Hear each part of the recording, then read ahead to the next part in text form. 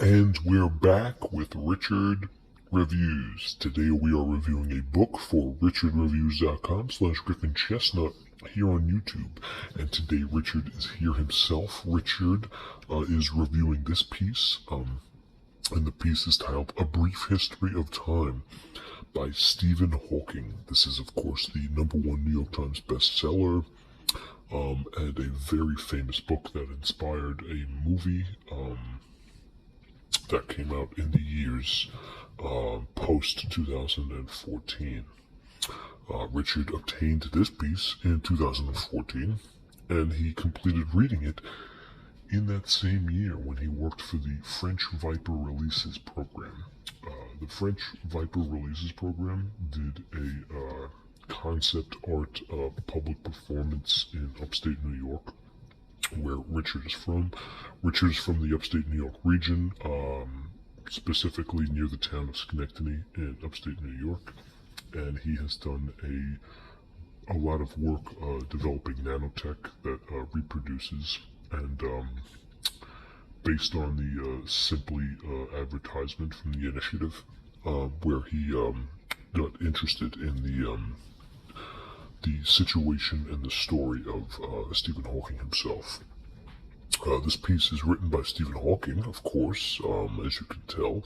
He is the brilliant cosmetologist who is in a wheelchair, who you might be very familiar with and know his picture from upside down images across the web. Any types of centrifugal force by Mach's principle, of course, or those really complicated mathematical problems that by the Mandelbrot set and the Julia set in terms of developing understanding and invention of chaos theory, brought to you by the Weatherman and anybody that had a natural phenomenon based on the Pokalai region in Hawaii.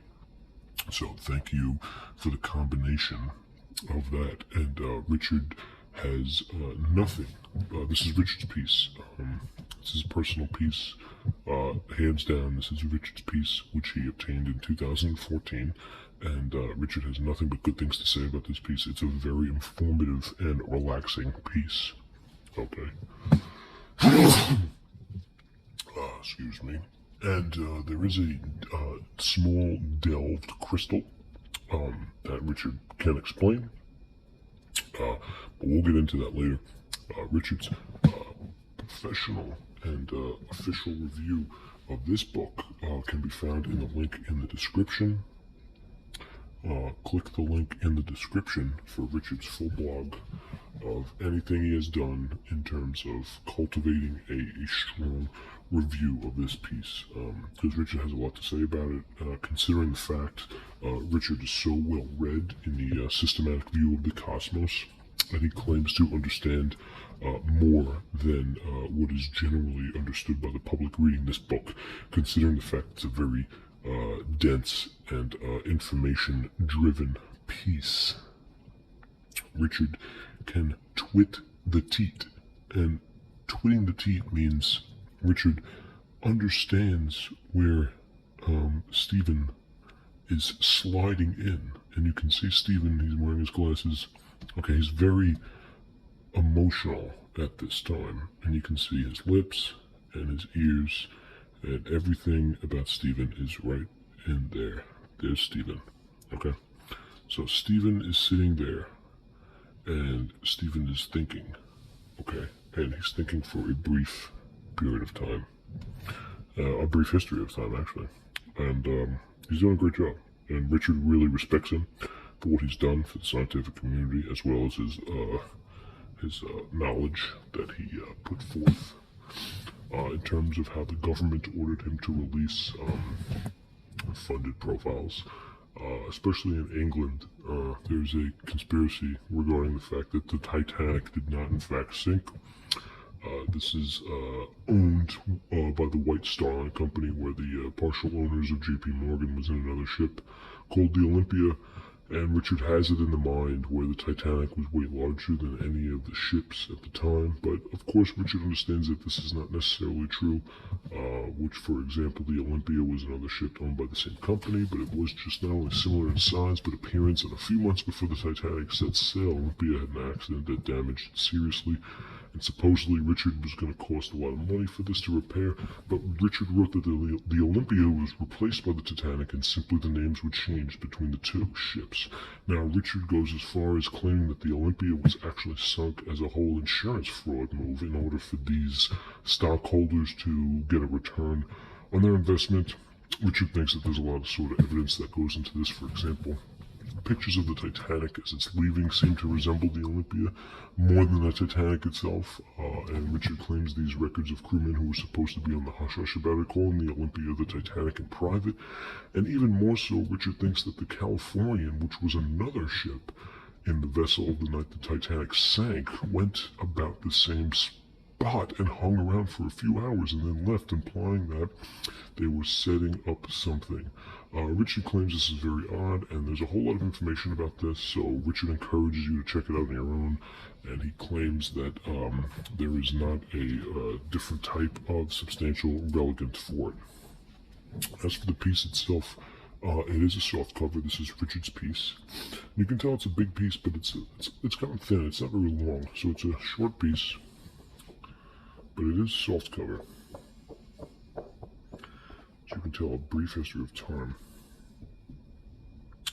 And the condition is very good. The edging, the cream, and the trim, all very good. Let's take a look at the side. Edging, cream, and trim, all very good. Edging, cream, and trim, once again, all very good. And on the side, we have Stephen Hawking, A Brief History of Time. And this is the Publishing Corporation's book. And of course the back, okay, which is a beautiful rendition of what exactly you're getting into. We have the price along with the barcode, some praise for the novel at hand, and of course a small synapse. So the price, $18 US, $20 Canadian, and it's labeled as science in the genre field. Okay. The barcode is positioned south and dilated to the right. So south and dilated to the right. The nipple to nipple, north to south ratio on the back of the book is done privately. Very well. Okay. And it's a big skeleton version of the abnormally large piece that is normally put into this background cover art. So good on them, good on Stephen Hawking, and even better, good on Richard, because he brings in a lot of this cake and creamy ice cream too. Take a look at the insides here. Now we're getting into the real cream of this. There's a lot of filling, some icing, some gluten. We really want to get a full principality of the science that Mr. Stephen Hawking is able to produce for us. There are some illustrated images in this. Thank you for that, for helping the average Joe understand the complex science conclusions that you were able to put into this, Mr. Stephen Hawking. And an official page count we could get from this. Towards the end it says 203 on this page, so we can confidently say, if we round it out and give him a fair guesstimate, that Stephen Hawking has provided us a 230-page piece titled A Brief History of Time, which was on the New York Times bestseller list for quite some time. So thank you, Mr. Stephen Hawking, and thank you, Richard, for reviewing this for us. Richard has nothing but good things to say about this piece, so thank you, Richard, and thank you, Richard. This is your personal piece, and it is in your collection, so we have you to thank you. You have our admiration, so thank you, Richard, and thank you, Mr. Stephen Hawking. This is a Richard Reviews.